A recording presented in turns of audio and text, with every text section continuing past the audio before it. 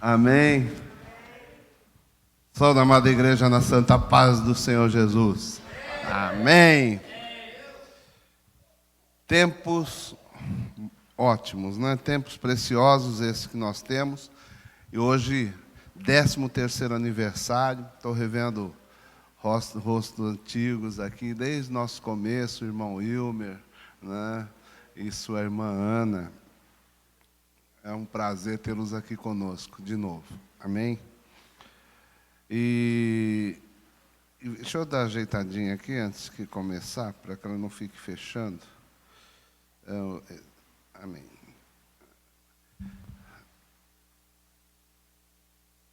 Então, é um tempo precioso esse 13º aniversário. Já são 13 anos de caminhada aqui nesse estado de Xiga. E vamos caminhando, e o Senhor vem nos fortalecendo nessa caminhada, graças a Deus, e vencendo cada vez mais os obstáculos. Lembro-me, quando começamos lá no Juém, né, numa sala de uma escolinha, porque ontem à noite eu estava colocando as cadeiras em cima ali da escola, da onde vai ser o nosso CTO, e colocando as cadeiras, e o Espírito me toma e faz me lembrar de tantas coisas. E comecei ali a chorar, né, lá em cima, porque hoje o que é a escola é um local que dá 4 vezes maior do que a sala que nós começamos como igreja há 13 anos atrás. Lembro que cabia no máximo, lá, acho que 8 cadeiras naquele local e um lugarzinho para mim pregar ali. Começamos ali, coisas pequenas. Deus gosta de coisas pequenas e a gente vai, né, trabalhando, e Ele vai dando crescimento e Ele vai nos fortalecendo. Então, se formos relembrar... Muito obrigado, irmã. Se formos relembrar tudo que nós fizemos, a escalada, como foi crescendo, os desafios foram aumentando, e chegamos até aqui, até essa obra que, quando chegou, nós já sabíamos fazer paredes, sabíamos fazer palco, já sabíamos fazer parte elétrica. Deus foi treinando a gente, e o que faltou Ele mandou. Faltava pedreiro, Ele mandou, e veio, fez aquilo que faltava. Pintor também, né, que deu esse trato nesse teto lindo. Então essa casa ficou assim pela mão dos irmãos e pelo treino que o Senhor foi nos dando no decorrer desses 13 anos. E fomos aprendendo e crescendo na graça, e vi aqui muitos irmãos crescendo na graça, no conhecimento. Vi muitos chegando, indo embora, recebendo a palavra, recebendo o poder, recebendo até mesmo libertações, e por algum motivo se esfriaram, né? E a vida vai, e nós continuamos na luta. Nossa batalha continua sendo essa, de desfalcar o inferno e trazer para o reino de Deus. Então essa é sempre a visão dessa igreja, uma igreja que luta contra o inferno. Nós queremos buscar o perdido, buscar as ovelhas perdidas, buscar aquele que está perdido lá e trazer para a luz, para um tempo de paz, um tempo de vida. Por que essa dificuldade? Às vezes, irmãos, por que é tanta dificuldade da gente trazer as pessoas para a luz? Porque normalmente a pessoa nem sabe que está nas trevas. Ela nem sabe que está vivendo mal. Porque fica difícil você falar em liberdade para quem não sabe que é escravo. Porque quando ele não entende a sua situação. Então, por isso que Deus nos faz luz nessa terra, para que a gente entre nas trevas, eles comecem a ver através de nós a luz. Não é que nós temos que ir lá e sermos iguais a eles. Não, nós temos que ser luz aonde nós entrarmos. Porque isso que vai tirar a cegueira dos olhos, os tampões dos ouvidos, e as pessoas vão ver uma vida diferente e olhar e falar: Senhor, eu quero essa vida para mim. Eu quero essa paz para mim. E é disso que nós vamos falar. De um Deus que traz sonhos, de um Deus que traz um novo amanhã, que um Deus que entra em territórios que desconhecidos, inimagináveis, transformando o natural no sobrenatural para trazer as pessoas a um tempo de esperança. E é sobre isso que nós vamos falar hoje. Amém? Eu queria que vocês abrissem seus livros no livro de Juízes, capítulo de número 13.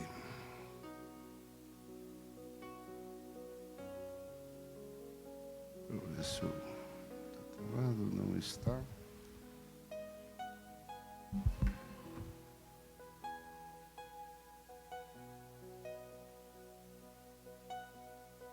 Juízes 13.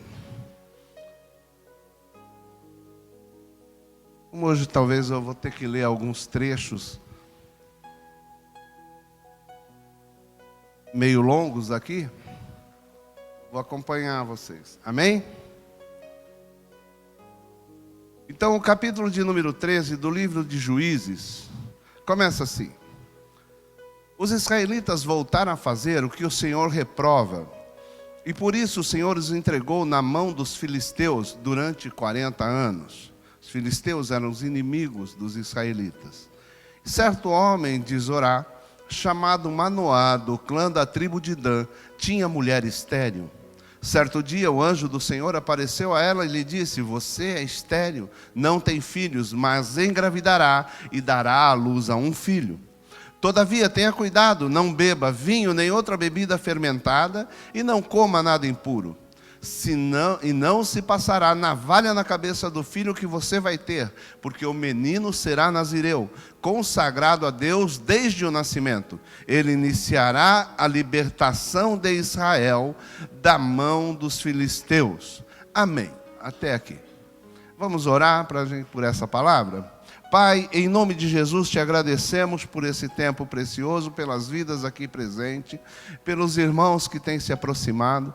Senhor, que abra o entendimento de todos, Senhor, que todo espírito ladrão da palavra seja repreendido agora, que todo aquele que vem trazer distração, sonolência, cansaço, seja repreendido agora, em nome de Jesus, que todos os ouvidos e olhos estejam atentos à sua palavra, para recebê-la, Senhor, direto no seu coração. Em nome do Senhor Jesus, nós já te agradecemos. E Espírito Santo de Deus, toma conta desse templo, toma conta desse altar. Tome conta, que seja tu a nos influenciar, que seja através de ti essa palavra liberada ao coração dessa igreja, para que resplandeça a luz e a glória de nosso Senhor Jesus Cristo. E toda a igreja diz: amém. Amém? Então vamos contextualizar aqui antes de entrar na história. Estou falando do livro de Juízes. Juízes é um tempo que, quando os homens saíram do Egito, trazido por Moisés, lembram da história das 10 pragas no Egito? Aquele povo saiu de lá, atravessou o Mar Vermelho, viveu 40 anos no deserto por desobediência a Deus. O projeto era que eles saíssem rápido dali, mas por teimosia, por murmuração, ficaram lá 40 anos. E depois esse povo sai do deserto, atravessa aquele deserto e vai para a conquista da terra prometida, sob o comando de Josué. E eles conquistam aquela terra e passam a morar nela. Ainda havia guerra, permaneceram em tempos de guerra, conquista, aumenta seu território, perde, ganha. Tinha os filisteus que sempre estiveram ali e sempre foram inimigos deles durante esse período de 350 anos. Esse período que conta o livro de Juízes é aproximadamente 350 anos. E o povo de Israel não tinha rei. Eram escolhidos juízes pelo próprio Deus. Ia levantando pessoas, como vemos aqui, o caso desta criança que iria nascer, e essa criança seria Sansão. Aquele homem, o poderoso Sansão, o forte. Mas não vamos falar de Sansão, vamos nos ater até essa parte do texto. Eles vêm, estão vivendo ali. E esse período de 350 anos foi um período assim, entraram debaixo da graça de Deus, todo mundo ali, muito crente, muito adorador, entraram na terra e Deus começa a libera cidades, e todas as batalhas eles vão vencendo e vão se estabelecendo. E o tempo passa, e aquele povo esfria seu coração durante um tempo, e começa uma onda assim, avivamento. Todo o povo na presença de Deus. Aí cai, o tempo passa, esfria, conquistam, esfriam seu coração, se afastam de Deus. Afasta de Deus, vem o castigo. Aí vem um outro povo, entra ali e domina eles, fazem eles servos deles, roubam território, roubam suas colheitas e começa a viver esse tempo. Aí eles são roubados, sofrem, se aproximam de Deus, Deus levanta um juiz, e o povo há avivamento novamente, dali a pouco, outro tempo de esfriamento. E esses 350 anos foram marcados com uma história assim, de altos e baixos na presença de Deus. E Deus toda vez os corrigia, dava o castigo, e eles vinham, voltavam na presença de Deus. Foi esse o período histórico que nós encontramos. Então, você entendendo esse tempo da história, que não havia reis, haviam juízes, e que eles estavam ali, um povo que fazia o que bem dava na sua cabeça, aquilo que eles achavam certo, porque não havia um governo central, e eles então subiam, voltavam a Deus, depois, como a Bíblia diz, se prostituíam com outros deuses, e iam se esfriando. E vinha juízo sobre eles. Então o capítulo 13 começa bem assim. Os israelitas voltaram a fazer o que o Senhor reprova. E por isso o Senhor os entregou na mão dos filisteus durante 40 anos. Amém? Quem deu o castigo? O Senhor. Então eu quero aqui pegar esse primeiro capítulo, esse primeiro versículo, para que você tente entender a pessoa de Deus. Quem é Deus? Porque o mundo nos ensina muita coisa. Deus é amor. Aprendemos que Deus é amor. Mas temos uma leitura errada do que é o amor de Deus. Aqui às vezes entendemos que amor é permissão, é permissividade, é autorização, porque Ele ama, você está autorizado a fazer tudo o que você quer, porque Ele não vai te bater, Ele não vai te corrigir, porque Ele é amor. Aprendemos que Deus é o amor. Deus não é justiça, Deus não é castigo, Deus não é repreensão, Deus não é correção. Cara, quem não corrige não ama. Um amor sem correção não é amor, é permissividade, é caminho da promiscuidade, é o caminho de você ensinar seu filho a fazer tudo o que ele quer, sem limite, sem respeito. Amor impõe limites.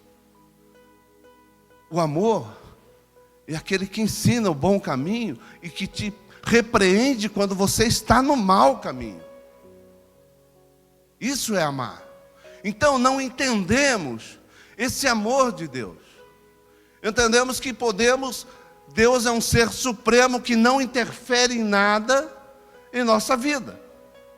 Que Ele deixa você ir para onde você quiser. Sim, Ele deixa, Ele não vai chegar aqui e te matar porque você saiu. Porque Ele já te ensinou.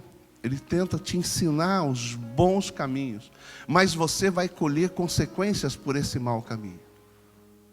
Porque Deus é o Deus que cria o bem, porque Ele é bom, mas Ele cria o mal. Ele é o Deus do bem, mas Ele é o Deus do mal.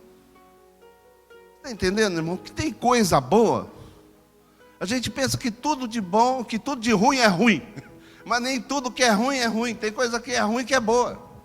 Eu sempre brinco aqui, que perguntando para a igreja, talvez você ainda não tenha ouvido, então eu vou falar aqui de novo. E eu pergunto para você, dor de dente é bom? Dor de dente é bom? É bom, Fabrício? Febre é bom? E se eu dizer que é bom? E se eu Imagina que se você não sentisse dor. Irmão, eu sou daqueles que só ia no dentista porque não dava mais para comer. Eu morria de medo do dentista. Então, quando o dente estava bem ruim, aqueles nervos aparecendo, que doía, que punha, não podia comer mais, aí eu ia no dentista. Agora, então a dor, para que ela serve? Para nos avisar que tem alguma coisa errada. Cara, seu dente, às vezes o dente está fechadinho, mas estraga o nervo. O nervo apodreceu. E aí, se você não tem dor, você não vai saber. Então a dor é um aviso que algo está errado com o seu dente. Você está com febre? É horrível febre. Mas se você não sentir febre, você não vai saber que você pegou uma influenza, que você pegou uma outra doença qualquer, ou corona, ou o que for. Né? Sintomas de doença, febre, alguma infecção aconteceu, um vírus entrou, algo aconteceu com você e a febre te avisa. Então é um aviso que algo está errado com o seu corpo. Então Deus é espírito. Ele quer que a gente cuide, que você cuide da sua vida espiritual. Porque nós somos espírito, alma e corpo. E na maioria das vezes nós negligenciamos, nós cuidamos da mente, queremos fazer relax, coisas saudáveis, cuidamos do corpo, fazemos exercício, dieta, mas negligenciamos totalmente a parte espiritual. E somos espirituais.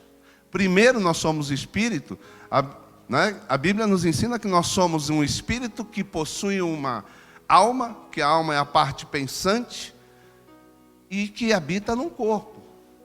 Mas a gente aprende ao contrário. A gente tem que falar que tem que cuidar do corpo e da mente.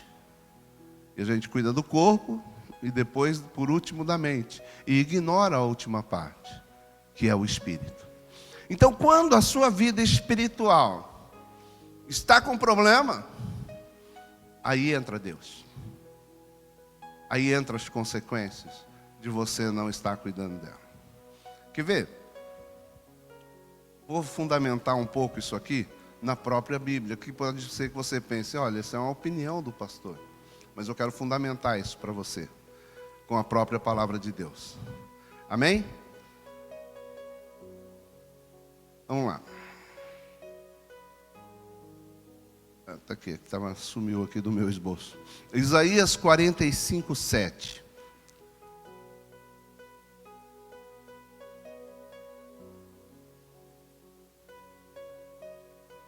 Porque a gente fica, Isaías 45, 7. Porque a gente fica com aquele pensamento, assim, Deus é bom e o que é ruim é do diabo, né? Essa dor é do capeta, está doendo o dente, é do diabo, está doendo o corpo, é do diabo. Então a gente tem embutido em nós, bom é Deus, ruim é do diabo. Então eu quero trazer um pouco de confusão nesse pensamento, que já está pré-estabelecido em nós. Então, o que ele diz aí? Eu formo a luz e crio as trevas. Deixa eu ver, a versão está igual a minha. Promovo a paz e causo a desgraça. Não é bem essa, mas está bom. Eu faço a paz e, na minha diz assim, eu faço a paz e crio o mal. Eu, Senhor, faço todas essas coisas. Olha que coisa. O próprio Deus está dizendo, a responsabilidade do bem na sua vida é minha, mas do mal também. Eu os crio, eu os faço. Amém? Jeremias 32, 42. Vamos ver o que ele diz aqui. Olha como ele fala com o povo de Israel. Isaías 32, 42. Oh, Isaías não, Jeremias. Jeremias 32, 42. Porque assim diz o Senhor, assim como fiz vir sobre todo, aqui está escrito errado, sobre este povo, todo este grande mal, assim lhes trarei todo o bem que estou prometendo. Ele está dizendo ao povo de Israel que havia se afastado dele, estava num período de isolamento, e ele diz assim: então, como eu fiz vir sobre este povo todo este grande mal, que eles estavam sendo escravizados, e aí ele diz: assim trarei todo o bem que lhe estou prometendo. Então, Deus é o Criador do bem e do mal. Deuteronômio 11, mas ele coloca o seguinte, fala assim: pô, mas então Deus pega o bem e joga para cima da gente? Deus pega o mal e nos castiga? Não, não é bem assim. Ele cria o mal. O mal existe, porque ele criou. O próprio diabo é criação de Deus. Ele criou todas as coisas. E ele é onisciente. Então ele sabia que o diabo ia aprontar. E ele sabia que o diabo estaria vivendo até hoje aqui. Amém? Então está tudo acontecendo no controle dele. Nada está fora do controle de Deus. Temos que entender isso. O que está fora de controle é você. Sou eu. Porque Deus nos deu o livre-arbítrio, o direito de escolha. Deus poderia ter nos feito sem esse atributo, né? O direito de escolher. O direito de dizer não. Mesmo quando tudo diga sim, eu tenho o direito de dizer não. Mesmo que eu sabendo que o certo é fazer isso, eu tenho o direito de escolher fazer aquilo. Deus nos deu essa liberdade. Então, ele vai estar dizendo aqui em Deuteronômio 11, 26.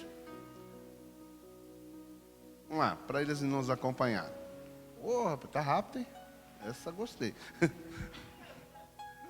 Eis que hoje eu ponho diante de vós a bênção e a maldição. 27.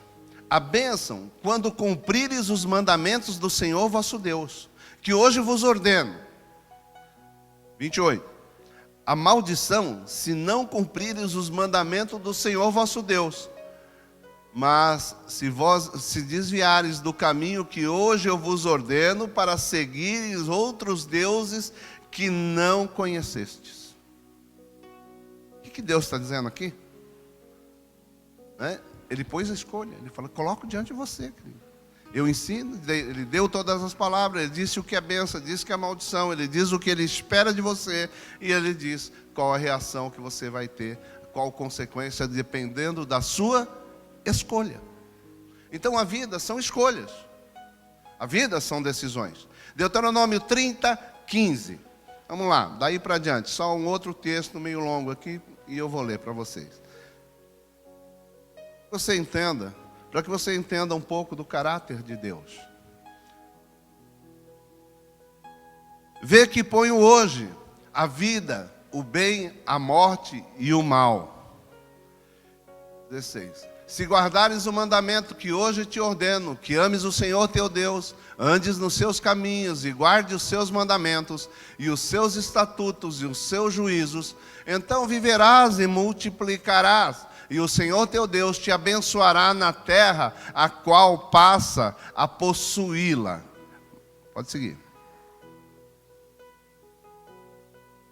Vamos até o 20. Porém, se o teu coração se desviar e não quiseres dar ouvido, e fores seduzido e se inclinar a outros deuses e os servires, então hoje te declaro que certamente morrerá, não permanecerá longo tempo na terra a qual vai passando o Jordão para possuir. Os céus e a terra tomo hoje por testemunho contra você, que te propus a vida e a morte, a bênção e a maldição. Escolhe, pois, a vida, para que viva tu e a tua descendência, amando o Senhor teu Deus, dando ouvido à sua voz e apegando-te a Ele, pois disso depende a tua vida e a tua longevidade, para que habites na terra que o Senhor, sob juramento, prometeu dar aos teus pais, Abraão, Isaque e Jacó. Amém? Acho que eu não vou ficar mais batendo nisso, né? Acho que deu para entender, pelo menos, se você crê na palavra de Deus, que essa é a palavra de Deus, você está entendendo como funciona aquilo que Deus espera de um povo, que Ele espera de alguém. Ele espera o seu amor, espera a sua espera a sua entrega, espera a sua obediência à sua palavra. Amém? Mas hoje, aí você fala, apóstolo, isso era no Velho Testamento.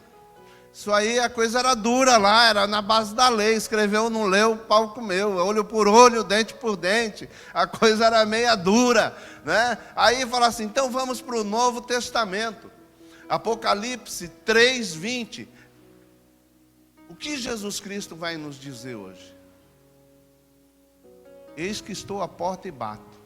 Se alguém ouvir a minha voz e abrir a porta, entrarei em sua casa e cearei com você, e ele comigo. Continua sendo o mesmo princípio, não mudou nada. Deus continua sendo o mesmo. Jesus chega e diz assim, eis que estou à porta e bato. Se você abrir, eu entro. Mas a escolha continua na sua mão. Se você abre ou não abre. A decisão é sua. Se você quer Jesus guiando a sua casa, ou você quer continuar no controle. Essa é a questão. É uma decisão difícil a gente abrir mão de controle de algo, né? E pedir, Jesus, entra na minha casa. Entra na minha vida, né? Como diz a canção. Entra em minha casa, entra na minha vida. Toma conta de todas as coisas. Porque Ele é suave, ninguém vai invadir sua casa. O diabo não respeita. O diabo entra pela porta dos fundos, mas Jesus só entra pela porta que você abre. Tem que vir de você a decisão. Amém? Entendido esse princípio? Entender um pouco do caráter de Deus e o que Ele espera de você? Que Deus não é só amor, não só é o amor que nós entendemos, o Deus da bondade. Eu vejo muitas pessoas, queridos, que oram assim. Quando eu vou falar, mas irmã, você não pode fazer isso. Ela vai, mas Deus conhece o meu coração. Sabe que eu errada. Mas fala, mas sabe que eu quero. Deus entende o meu coração. Querido, não é você, não é Deus que tem que entender o seu coração. É você que tem que entender o coração de Deus. O que Ele espera de você. Tira a figura de Deus, coloca a figura do seu pai ou da sua mãe quando você quer fazer algo errado. Né? O pai e a mãe vai deixar? Não. Você vai deixar seu filho fazer algo que não é legal? Não. É você que tem que entender os desejos dele? Não, seu filho que tem que entender o que é certo e o que é errado. Então você está aqui para isso, para ensinar eles. Ou você, filho, ouvir a voz do pai. Amém? Então vamos para o versículo 2, que agora vamos entrar no texto. Que eu queria deixar, antes da gente entrar na conversa, eu queria falar um pouco de Deus para você. O ruim e o bom. O bom é que Ele está sempre à porta, esperando uma ação sua. O mundo espiritual e todas essas coisas funcionam dessa maneira. Por exemplo, você está aqui hoje. Você deu um passo. É uma decisão, é uma escolha. Você poderia estar em qualquer outro lugar, mas hoje você está dando um passo em direção a Jesus. É uma escolha, é uma opção. Amém? E são essas escolhas que decidem o seu destino. São essas escolhas que talvez você não esteja percebendo aqui agora, mas o mundo espiritual já começa a se movimentar a respeito de você estar aqui no dia de hoje. Amém? E o diabo sabe que você está aqui. E ele não quer que você esteja. E vai lutar contra. Amém? No versículo 2. Havia um homem de Zorá, da linhagem de Dan, chamado Manoá. Manoá, cuja mulher era estéril e não tinha filhos. A mulher era estéril. Essa mulher não tem nem nome na Bíblia. Amém? Há estudos que levantam um nome para ela, mas é baseado na tradição. Mas a Bíblia não quis dizer o nome dessa mulher. Deus não quis revelar. E eu entendo que existe um propósito muito, muito forte para isso. Mas vamos falar aqui de esterilidade. O que é uma pessoa que é estéril? Eu quero trazer para vocês uma realidade espiritual. Nós estamos falando de um livro que ele fala verdades e histórias, e por vezes elas são geradas para nós em formas de figura. Ela serve de figuras para a gente trazer para o dia de hoje. Então, quando falamos de esterilidade, nós falamos de algo que não dá fruto, que não gera, que não gera uma concepção. Então vamos falar aqui de mulheres, vou estar falando a partir de agora, de mulheres estéreis que passaram a ser férteis, que passaram a ter filhos, por uma intervenção divina. Elas puderam ter filhos porque Deus entrou na história delas. Eu sei aqui que você ou já viveu, ou você tem na sua casa, ou você já viveu algo assim, de um parto sobrenatural, de uma criança sobrenatural que está aqui por uma obra divina, por um milagre de Deus. Talvez você foi esse vencedor, ou talvez você foi um gerador de um filho que de uma maneira sobrenatural está no meio de nós, e você pode entender muito bem do que nós estaremos falando. Gravidez, em geral, Deus não precisa intervir. Deus criou o homem, a mulher, criou os animais, e eles geram. Naturalmente, vão gerar. Nós estamos falando aqui de um homem e uma mulher de Deus, que era estéril. A mulher era estéril, não gerava filhos, mas o mundo, a gente vê tantas pessoas que não estão em Deus, que não frequentam a igreja, e também geram filhos e filhas. Isso não necessita uma intervenção direta de Deus para que aconteça. Mas quando Deus intervém, entendemos que existe um propósito, existe uma missão. Então toda gravidez gerada por Deus, na história da Bíblia, sempre houve um motivo, sempre houve uma consequência, uma história, um projeto de Deus. Em nenhum momento essas gravidez foram para alegrar simplesmente o coração de uma pessoa, de uma mulher que não poderia. Usou-as como instrumento para nos deixar um ensino maravilhoso, para que até hoje nós entendamos por que esse mistério de mulheres estéreis na Bíblia e os projetos de Deus através destas mulheres. Amém? E hoje vamos tentar falar de algumas, não dá para falar de todas. Mas eu quero trazer em figuras.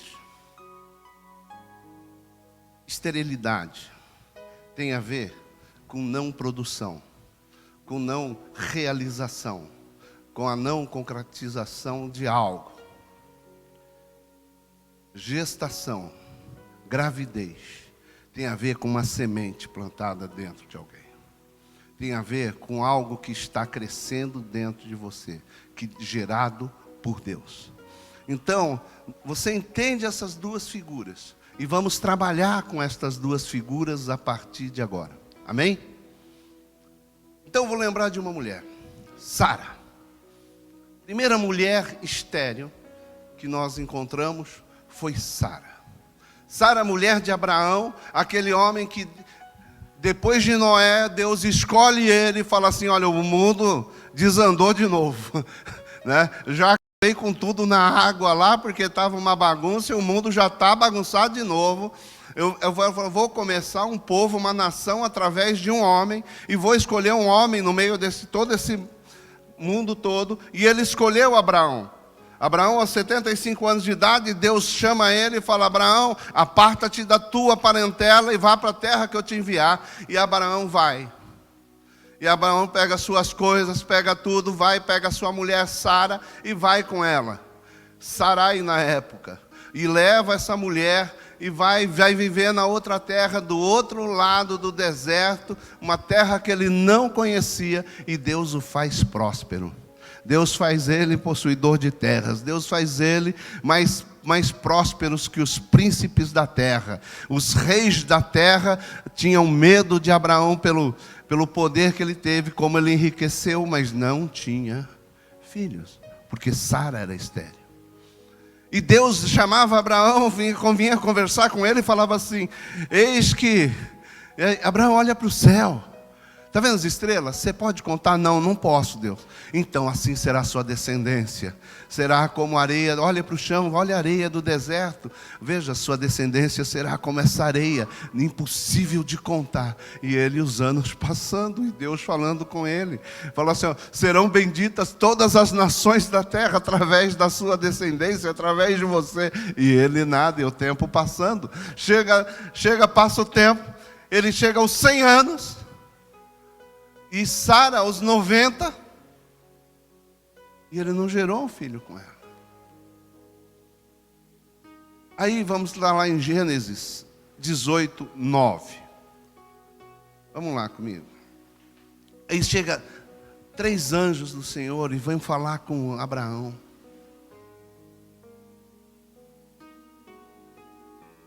Vamos lá em Gênesis 13. Deixa eu ir junto aqui com vocês. Hã? Não. É Gênesis 18, 9. Vamos lá. Onde está Sara, tua mulher? Perguntaram. Ali na tenda, quando chegou aqueles 3 homens, né? Os 3 que ele entendia que era anjo. Então disse o Senhor, voltarei a você na primavera, e Sara, sua mulher, terá um filho. Sara escutava a entrada da tenda atrás dele. Abraão e Sara já eram velhos, de idade bem avançada, e Sara já tinha passado da idade de ter filhos. Por isso, riu consigo mesma, quando pensou, depois de estar velha, e meu senhor já idoso, ainda terei esse prazer? Mas o Senhor disse a Abraão, por que a Sara riu e disse, poderei realmente dar à luz agora que sou idosa? Diz assim, existe alguma coisa impossível para Deus? Na primavera voltarei a você e Sara terá um filho. Sara teve medo e por isso mentiu, mas ele disse, não negue, você mentiu. Até aí. Irmão, a gente, quando ouve esse texto, a gente fala assim, nossa, que falta de fé, né? Mas, irmão, o homem tinha 100 anos. E a mulher 90. E ela deu risada, falou, é ruim, hein? Como é que eu vou ter filho? Com 90 anos de idade? E o velho está velho. Rapaz, então quando a gente fala de semente plantada em nós, um sonho, um projeto, por vezes nós enfrentamos as mesmas dificuldades de Sara. Nós olhamos a circunstância, nós olhamos o tempo. Cara, já passou tanto tempo, já tentei isso tantas vezes, nada deu certo. Já quantas vezes ela deve ter, né, nesses anos, dormido com Abraão e não ter dado certo. Quantas ovulações não passaram e não deu certo. Passou a ovulação, entrou, né, a menopausa. Então, tecnicamente, impossível. Então, tem sonhos nossos que, quando olhamos a circunstância, o que derrotou Sara eram circunstâncias. Nada dava certo, nada apontava que aquilo pudesse acontecer. E aí, quando você entra aqui, Deus fala assim, olha, existe um projeto tremendo na sua vida, você vai ser algo poderoso na mão de Deus, Deus quer te usar, Deus quer te transformar. Você vai olhar para você, eu não tenho jeito.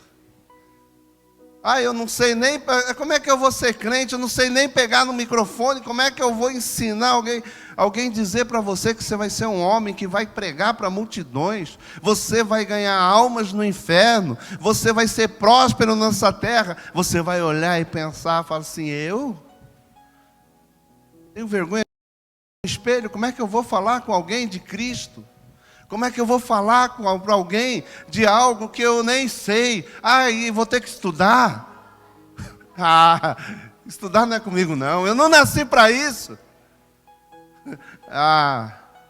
Eu sou muito vagabundo para estudar. A gente está com tantas informações negativas, pensamentos de derrota embutido em nós, que nos limitam qualquer tipo de caminhada, qualquer tipo de sucesso. Não adianta plantar semente em tempo ruim, em terra ruim, meu irmão, que planta e morre. tenta pôr um sonho dentro de você, se você vai ficar o tempo inteiro gerando a circunstância. Os anjos queriam plantar uma semente que significaria a redenção da humanidade. Olha o tamanho da promessa de Deus, que através de Sara, aquela semente geraria nações, e a sua palavra estaria alcançando milhões e milhões de pessoas até o dia de hoje. Sara poderia imaginar que no ano de 2022 eu estaria falando do nome dela, da gravidez que ela não acreditava? Lógico que não. Porque a dimensão do sonho de Deus não cabe em nós. O que Deus estava projetando quando disse: todas as famílias da terra serão abençoadas através de vocês. Eu não podia imaginar que poderia acontecer hoje uma turma de brasileiros no Japão falando da história dela. Inimaginável, impossível. Porque o sonho de Deus não cabia dentro dela. Que o nível de compreensão dela se limitava à circunstância daquele local. Se limitava àquela pequena circunstância. Naquele momento da vida e dentro das suas impossibilidades. Está entendendo isso, irmão? Tem tantas promessas para a sua vida que hão de se realizar. Basta você crer. Basta você alimentar essa semente dentro de você. Irmão, quantos sonhos seus morreram por causa das circunstâncias? Quantos sonhos seus? Falar, chego aqui no Japão, pensei que eu ia ficar rico em 1 ano. Pode não ficar em 1, pode ficar em 10. Deixa essa semente crescer. Deixa essa semente gerar. Deixa essa semente se multiplicar. Aprenda a cuidar da sua semente, irmão. Quantos aqui estão há anos, muitos anos? Vocês jovens? Faz um projeto de vida. Faz um projeto para a sua semente, que eu quero ser. Eu quero ser um empresário. Cuida dessa semente, irmão. Acredite na circunstância. Acredite que isso pode mudar. Aprenda economia, faça cursos, aprenda, busque conhecimento. Você vai ver que um salário de 300 mil ienes dá para você viver tranquilamente, fazer sua aposentadoria, uma aposentadoria tremenda. Guarda $1.000 por mês na sua conta, que você vai ver daqui 5 anos o que vai estar acontecendo. Guarda $1.000 por mês. Põe na conta que você vai ver daqui 5 anos o que vai acontecer. Você vai ser outro homem. Você vai ser outra pessoa. Você vai ser uma pessoa segura. É $1.000, 60 mil dólares, né? 5 anos. Né? 60 mil dólares, 6 vezes 5. 300 mil reais. A 5. Você vai ter 300 mil reais na conta. Daqui 5 aninhos. Não é? Já dá para alguma coisa? Dá. Aprenda a viver com menos. Crie. Cuida dessa semente. Existe um futuro, existe um projeto. Não abandone os projetos pelo que as circunstâncias te dão. Te dão carro fácil, te dão moto fácil, te dão tantas coisas fáceis aqui nessa terra. E os projetos acabam ficando, e os sonhos ficando para trás. E essa semente acaba morrendo. Então Sara se rendeu à circunstância.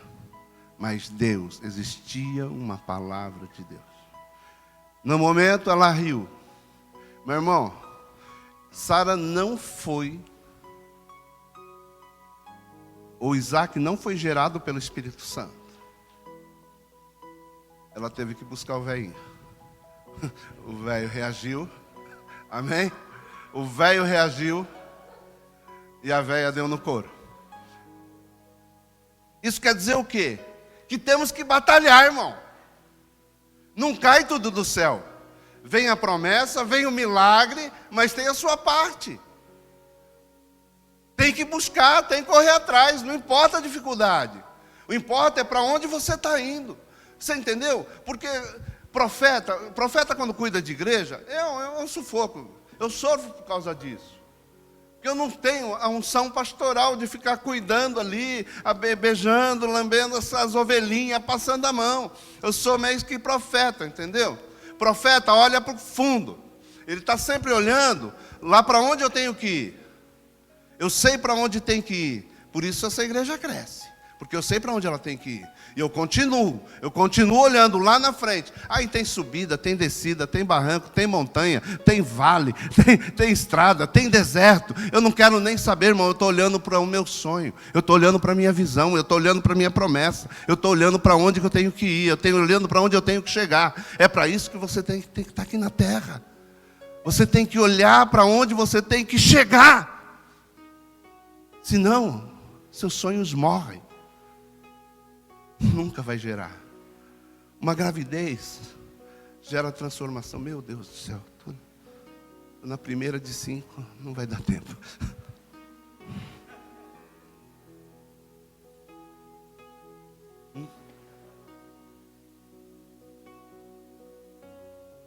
Quando Deus dá a palavra desse jeito, fica difícil trazer ela numa vez só, porque é muita coisa. Então nós temos que ser profeta. Como homens de Deus. Tem um sonho, irmão. Olha para ele. Não perde a vista. Eu aprendi com o apóstolo René Terranova, quando um dia ele foi no oculista. Chegou lá, o médico olhou e falou: o senhor está com problema de visão. Ele falou: não, minha visão não tem problema nenhum. Tem problema na vista, tem problema no olho. A minha visão está ótima, 100%. A minha visão é aqui, ó. Eu estou olhando o meu futuro. Os meus olhos estão no futuro. E tem outra: eu visitei o futuro, gostei e estou morando lá. É essa a resposta que ele deu. Eu falei assim: irmão, você tem que olhar para o futuro. Vai lá, dá uma olhadinha como é que é seu futuro. Vai lá, dá uma olhadinha e fica morando lá, irmão. Porque depois o resto vai tudo junto. Já viva como se estivesse. Já viva como se fosse. Eu quero declarar na sua vida, irmão, que você vai aprender a viver no futuro. Você vai aprender a viver a história da manhã que Deus ainda vai escrever para você. Creia, se Deus falou, vai ser. E viva ela. Esquece da circunstância. Deixa a circunstância que é com Deus. Amém? Vamos lá. Aí teve Rebeca. A segunda mulher. A sequência. Casou com o filho Isaac, que nasceu de Sara. Aí veio Rebeca. Rebeca não era crente, irmão. Porque Deus mandou ele sair da parentela. E ela era filha do irmão de Abraão. Ficou para trás. Não tinha a mesma fé, não tinha o mesmo coração. Tanto que o pai dela, tanto que os pais deles tinham deuses, outros deuses lá na casa deles. Então veio ela para viver com Isaac. Aí a Bíblia vai dizer, no capítulo 25, versículo 21 de Gênesis.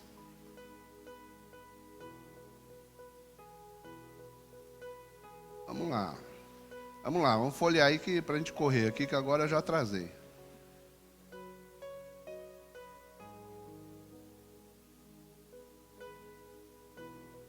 Isaac orou ao Senhor em favor de sua mulher, porque era estéril. O Senhor respondeu à sua oração, e Rebeca, sua mulher, engravidou. Irmão, tem uma coisa que você vai olhar para o lado, você vai olhar nas igrejas, você vai ver mais mulher que homem. Lá é assim? Ou está empatado lá na Assembleia? É mais mulher que homem.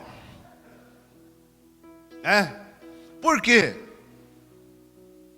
Olha, é tudo quando acontece uma falha, Deus vai usando os outros. Deus fez uma instituição na terra. Ele fundou a igreja. Concorda? Não. Deus não fundou a igreja, Deus fundou a família. A primeira instituição que Deus criou na terra foi a família. A igreja veio depois, porque a família falhou. A família não fez o trabalho direito de ensinar a palavra de Deus, e isso dá continuidade a todos os outros. Aí veio a igreja. Aí na igreja, está para os homens exercerem o sacerdócio. Você vai ver na Bíblia que o sacerdócio pertencia aos homens. Os crentes, crentão mesmo, que era rocha, eram os machos. Mas não sei o que aconteceu no caminho, que os cabra-machos deixaram de ser machos. Né? No sacerdócio, seu sacerdócio do lar, seu sacerdote da família, conduzir a família em retidão, era uma obrigação ou uma atribuição que Deus deu para o homem. Ainda nesse tempo, está ali. Ele intercedeu pela mulher. Ele orou.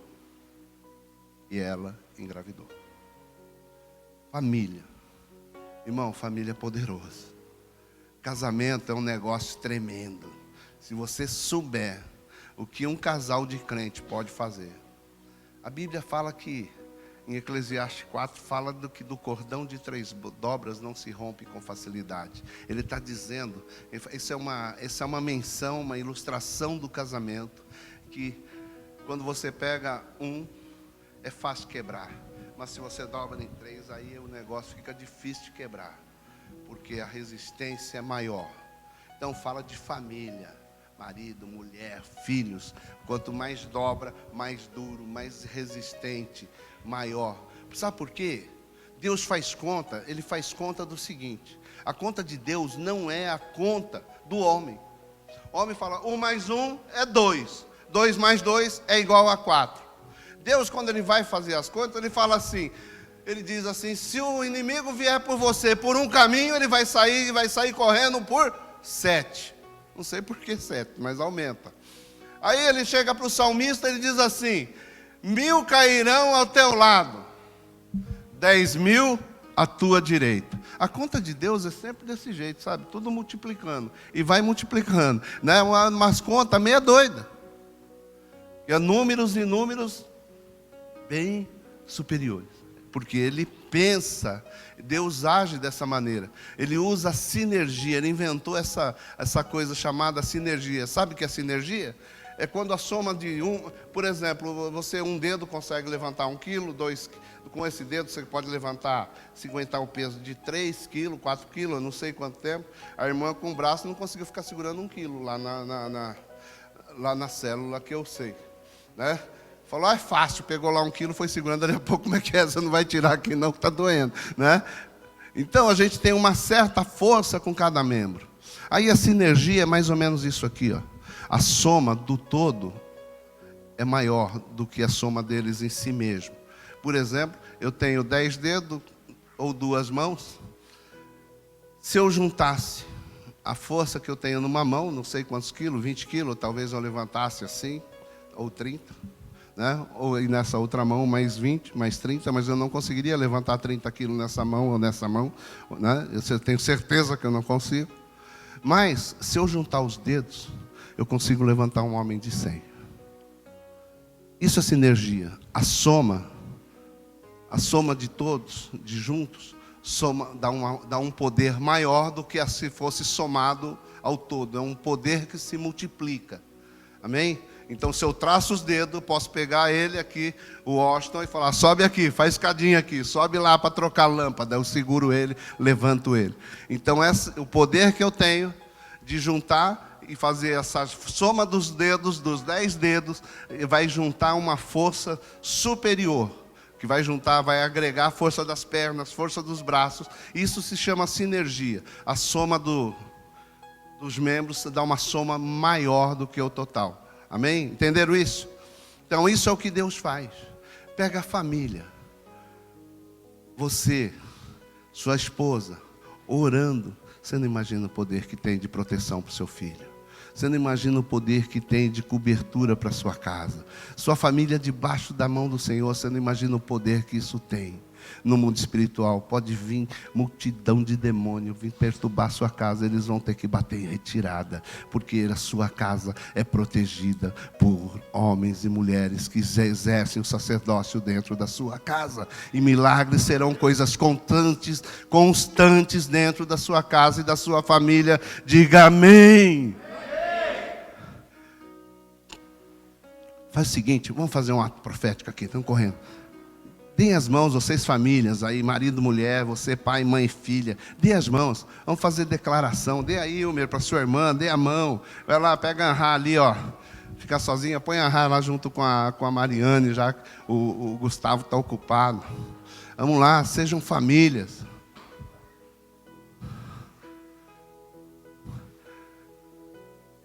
Repitam comigo. Em nome de Jesus, eu declaro o poder de Deus dentro da minha casa, dentro da minha família.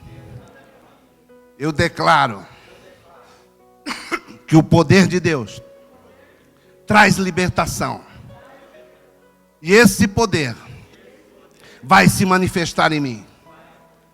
Que os demônios que afligem minhas noites, que tentam roubar o meu sono, que tentam roubar a minha paz, eu os expulso agora, em nome de Jesus. Diga: anjo do Senhor, visita a minha casa, agora, e põe para correr todos aqueles que têm roubado o meu sono e minha paz, e que têm roubado os meus sonhos, em nome de Jesus. Diga amém. Amém.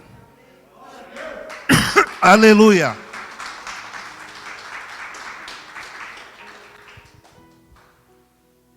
Então vamos lá. Correndo, hein? Outra mulher. Uma mulher chamada Ana. Está lá em 1 Samuel. Saímos desse tempo, saímos lá para frente do templo de Juízes. Ele é o representante do final, o último juiz que houve. Foi Samuel. Pelo menos nas histórias, mas ele já começa com o livro dele. Apesar que ele estaria ali no livro de Juízes, no final, decreta o final, vai estar decretando o final de uma geração e começando um novo tempo, o livro de Samuel, quando ele vai estar substituindo o profeta Eli. Mas, vamos aqui, não vou falar de Samuel, que eu quero falar de Ana. Então vamos lá, pega aí, 1 Samuel, capítulo de número 1, versículo de número 1 a 18. Eu vou ler aqui de novo rapidinho. Hoje eu estou só lendo Bíblia, hein, para vocês. Os preguiçosos que não lê Bíblia, hoje vai aprender, vão ler bastante hoje. Porque brincando, né? Teve aquele pastor que foi lá, a irmã na luta, né? Pedindo: ô pastor, estou numa dificuldade financeira, estou pedindo a Deus aí, estou orando. Falei: irmã, você está orando? Estou. Está lendo Bíblia? Estou. Então continue persistindo que Deus vai te abençoar. Aí ele foi lá na Bíblia da irmã, lá, abriu a Bíblia e pôs o envelope lá com o dinheiro do aluguel dela, para que na hora ela abrisse a Bíblia, ele lá, né, passasse a prova. Chegou lá, passou 15 dias, o pastor volta lá: e a irmã, como é que está a luta? Ah, Deus não me atendeu ainda, Deus não falou comigo, estou orando e tal. Aí o pastor foi lá, abriu a Bíblia, estava no envelope, ele pegou de volta, pôs no bolso e foi embora. Tem aquele que diz que lê, né, pede o crente 6 horas por mim, né, não ora, não lê Bíblia, não faz nada, e aí quer que o milagre acontece. Não acontece, irmão. Dá seus pulos aí, amém? Então, 1 Samuel. Houve um homem de Ramataim, Zofim, da região montanhosa de Efraim, cujo nome era Eucana, filho de Jeroão, filho de Eliú, filho de Tou, filho de Zuf, eframita. Tinha ele 2 mulheres, uma se chamava Ana e a outra Penina. Penina tinha filhos, Ana, porém, não os tinha. Este homem subia da sua cidade de ano em ano a adorar e sacrificar ao Senhor dos Exércitos em Siló. Estavam ali os 2 filhos de Eli, Ofni e Finéias, como sacerdotes do Senhor. No dia em que Eucana oferecia o seu sacrifício, dava ele porções deste a Penina, sua mulher, e a todos os seus filhos e filhas. A Ana, porém, dava porção dupla, porque ele a amava, ainda mesmo que o Senhor a houvesse deixado estéril. Vamos até aí. Espera aí. Vai, mais aí. A sua rival a provocava excessivamente para a irritar, porquanto o Senhor lhe havia cerrado a madre. E assim o fazia ele de ano em ano, e todas as vezes que Ana subia à casa do Senhor, a outra irritava pelo que chorava e não comia. Então Eucana, seu marido, lhe disse: Ana, por que choras? E por que não comes? E por que está de coração triste? Não te sou eu melhor do que 10 filhos? Após terem comido e bebido em Siló, estando ali Eli, o sacerdote, assentado numa cadeira junto a um pilar do templo do Senhor, levantou-se Ana e com amargura de alma orou ao Senhor e chorou abundantemente. E fez um voto dizendo: Senhor dos exércitos, se benignamente atentares para a aflição da tua serva, e de mim te lembrares, e da tua serva, se não se esquecer, e se lhe derem um filho varão, ao Senhor o darei, por todos os dias da sua vida, e sobre a sua cabeça não passará navalha. Demorando-se ela no orar perante o Senhor, passou Eli a observar o movimento dos lábios.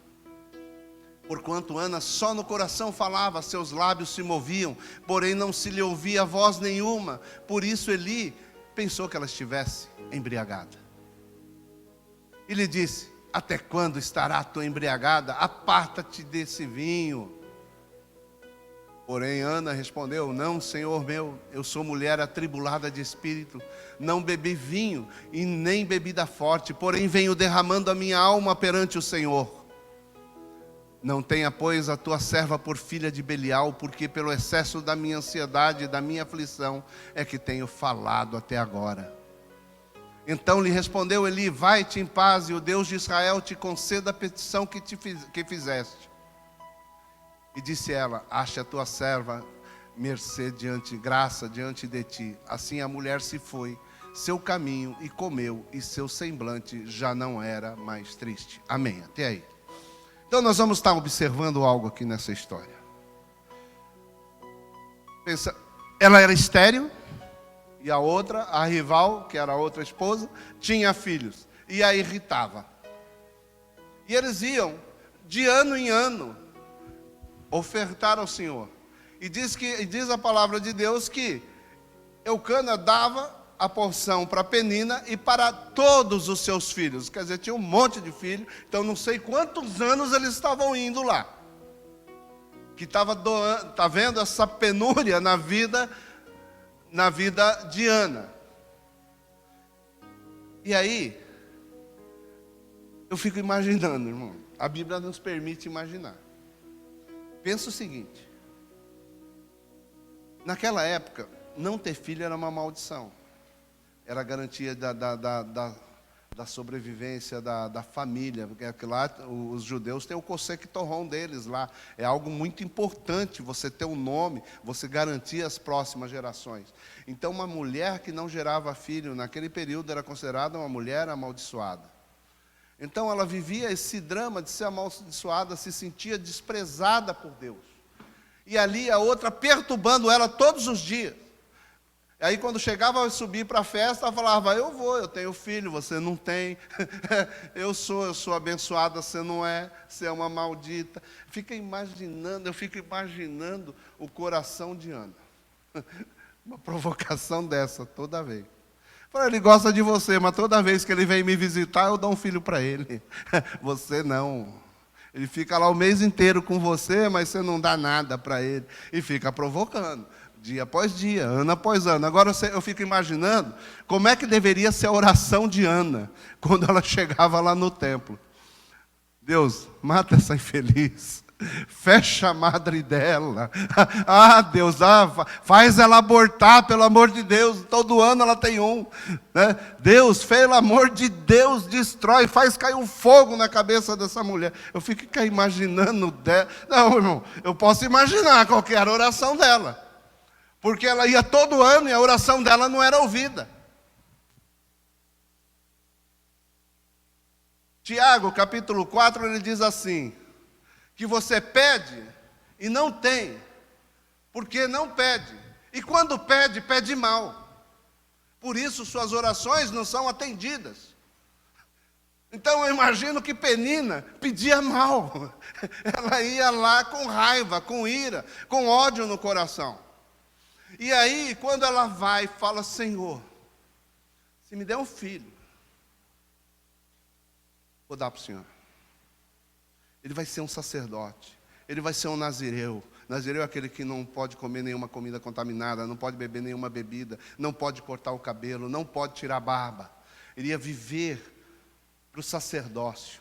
Ela ofereceu a que, se Deus desse, ela daria de volta para Deus. Olha que oração ela fez. E Deus ouviu a oração de Ana. E o seu pedido foi atendido. Sabe o que acontece? O texto vai nos mostrar claramente O que era? Qual que era o problema?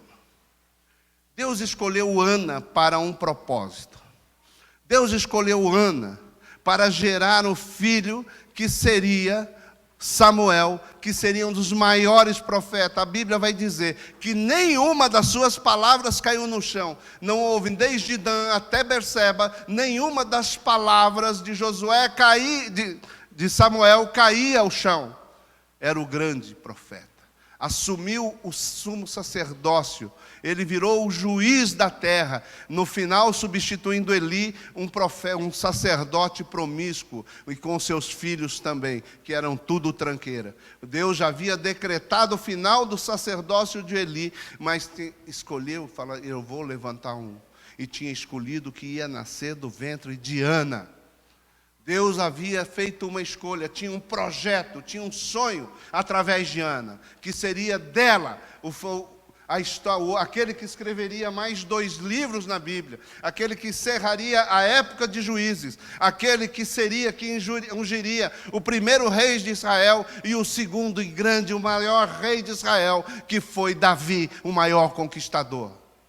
Era esse o projeto de Deus através de Ana, na qual eu não sei quantos anos ela atrasou esse projeto, porque ela não conseguia orar segundo o coração de Deus, porque ela orava segundo as suas vontades, segundo os seus desejos, porque a Bíblia diz que Ana, não diz que Ana era estéril, diz que Deus cerrou a madre de Ana. Quando você vai ler o texto, você vai ver que ela não somente era uma estéril. Volta lá, lá no Samuel capítulo 5, só para eles entenderem isso. O versículo 5, capítulo 1, versículo 5. Porque às vezes passamos pelo texto. Mesmo que o Senhor a houvesse deixado estéril. Outras versões diz que Deus cerrou a madre. Vê o próximo capítulo, o próximo versículo. A sua rival provocava excessivamente para irritar, porquanto o Senhor lhe havia cerrado a madre. A esterilidade de Ana não era natural. Era Deus esperando ela se alinhar com Ele. Era Deus esperando ela se alinhar com Ele. Era Ele esperando que ela se alinhasse a vontade de Deus. Irmão, tem tanta gente aqui com sonhos e projetos de Deus. E estão lutando para se alinhar. Brigam e Deus está esperando. Que hora você vai falar? Que hora você vai falar? Que hora você vai dizer aquilo que eu estou esperando? Deus está esperando uma oração sua, irmão. Deus está esperando um eis-me aqui.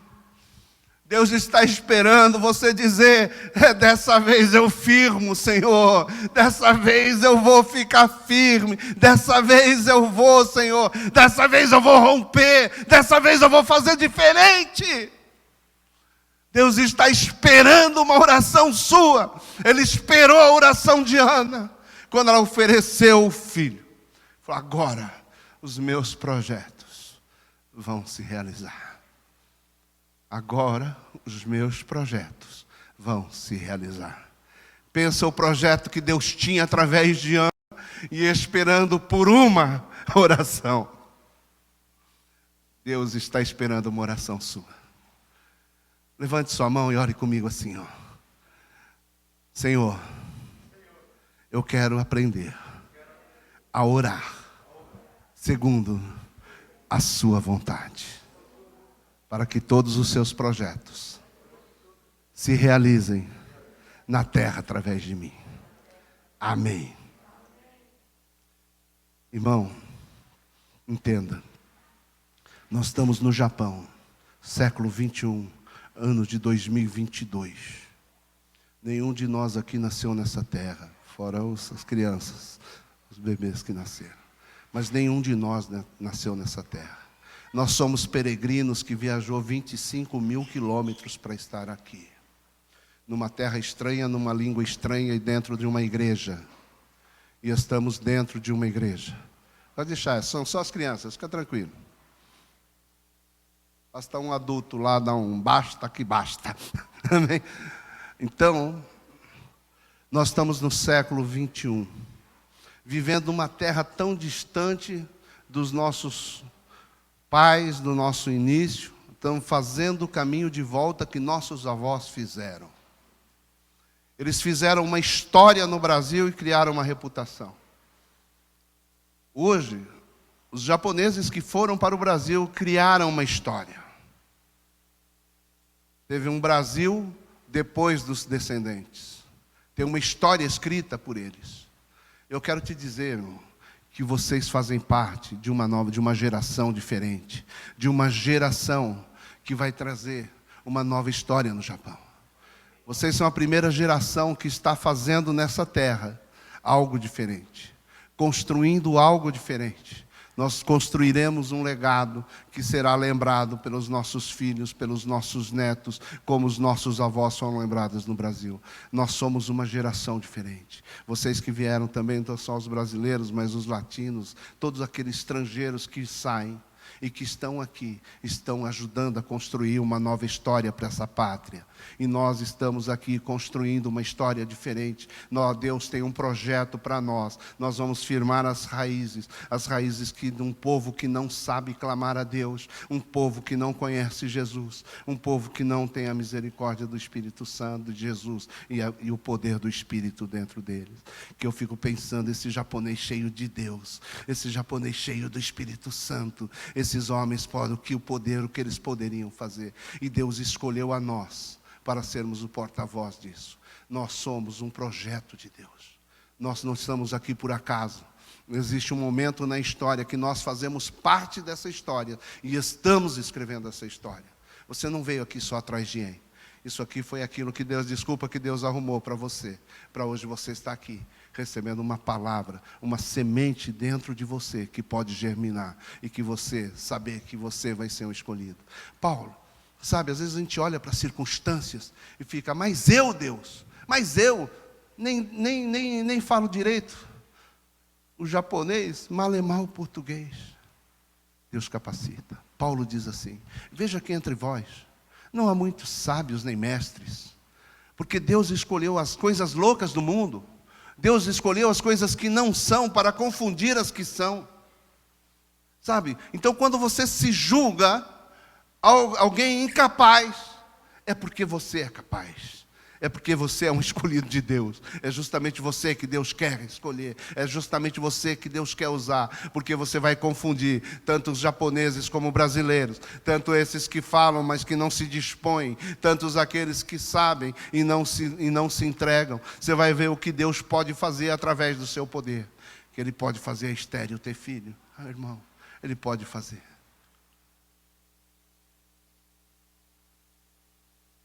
Amém. Você vai fazer uma nova história como Samuel fez. Samuel representou uma troca de períodos. O tempo dos juízes para o tempo dos reis. Ele foi o homem escolhido para ungir os reis. Para preparar o povo para um novo reinado. Eu quero dizer que vocês fazem parte dessa transição. Nós vamos eleger, vocês vão formar homens e mulheres de Deus nessa terra, que vão falar, que vão ministrar com graça e com poder, porque sairão de vocês essa semente. Diga amém. Finalizando, houve outras duas mulheres. Não dá tempo, não vou falar sobre elas. Teve uma mulher chamada Isabel e uma outra chamada Maria. E essas mulheres foram visitadas por Deus. Mas quando Deus, eu não vou entrar no texto, senão o tempo é curto agora, falta 5 minutos, eu vou usar mais 5 minutos do nosso tempo. E essas mulheres, elas não precisaram receber nenhuma instrução. Deus chegou para elas e disse assim, o anjo disse, olha, vai nascer um de você da sua barriga, falou para Isabel que ela era estéril, chegou nela e disse assim, vai nascer um da sua barriga, e esse daí vai preparar o caminho do Messias, Ele vai converter muita gente, ele vai ser usado. E João Batista foi chamar, nasceu de Isabel João Batista. João Batista, Jesus afirma que ele foi, que no céu ele é um dos maiores dos profetas, foi o maior de todos. Maior de todos os profetas que esteve na terra foi João Batista, porque usado para preparar o caminho de nosso Senhor Jesus Cristo. Depois, o arcanjo vai falar com Maria, e fala com Maria, e fala, olha, vai nascer Jesus, ele vai ser isso, ele vai ser o Messias, ele vai ser o trono, ele vai ser o rei do reinado de Davi, vai se perpetuar na terra através dele, e ela só diz assim, o que eu tenho que fazer? Né? Como é que vai ser isso? E o anjo só dá o futuro. Mas quando ele entra com essa mulher, a mulher de Manoá, ele diz assim, você que também é estéril, vai nascer um filho de você, e ele vai trazer a libertação. O povo já estava há 40 anos sendo oprimido pelos filisteus. Ele falou, vou levantar um filho através de você, e ele vai começar a libertar o povo dos filisteus. Vai ser o filho que nascer da sua barriga, mas você, mulher, você não pode beber, nem cerveja, nem vinho, nem bebida forte, e muito menos comer coisas contaminadas.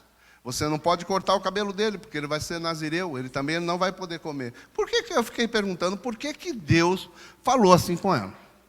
Por que o anjo vai para ela e fala assim, chega a dar instruções para ela, e dá instruções de como cuidar, quando para os outros ele não deu instrução nenhuma. Ele fez um milagre. Aí eu fiquei pensando, cheguei à conclusão. E por quê? Aí eu entendi por que Deus não deixou nem que ninguém soubesse nem o nome dela. Porque ela tem a ver conosco. Pessoas comuns. Não temos nem nome. A gente não era nada, a gente nem pertencia ao reino, nem no povo de Israel a gente pertence. Mas Deus nos escolheu. Tem a ver conosco, tem a ver com recomendações. Irmão, Deus quer gerar um filho em você hoje. Tanto homens como mulheres. Deus quer depositar uma semente dentro de você. Eu quero que você saia daqui grávida. O título da pregação era Engravidei, e agora? Deus quer falar com você hoje. Se aparta, meu irmão. Se aparta daquilo que não presta. Se aparta das bebidas. Se aparte do vício. Deus está mandando? Está te obrigando? Não. Você é livre para fumar, você é livre para beber. Você é livre para usar droga. Você só não é livre para parar delas. Aí você questiona, será que você é livre mesmo? Você é livre para ser iracundo, você é livre para ser nervoso, você é livre para ser agressivo, você é livre para xingar, você é livre para ofender, você é livre para bater. Mas você é livre para parar de ser tudo isso? Você consegue? Você dá conta? É disso que eu estou falando.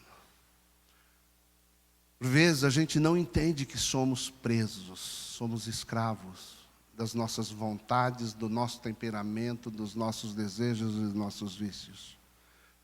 Por vezes nós não entendemos isso. E Deus quer plantar uma semente de liberdade em você. Uma semente de vida. Uma semente de sonhos. Uma semente de projetos.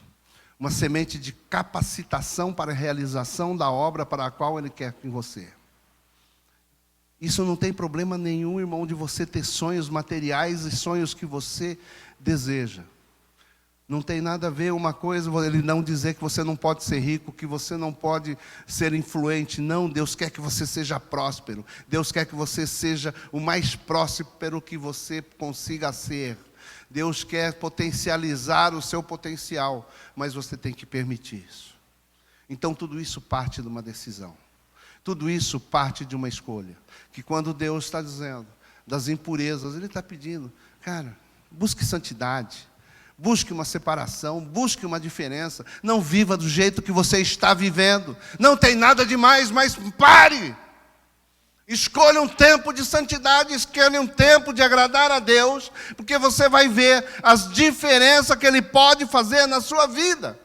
Ele pode e vai fazer a diferença na sua vida. Diga amém. Amém. Então, fiquem de pé, eu vou orar por vocês. Pode parar. Corta aí. Menos.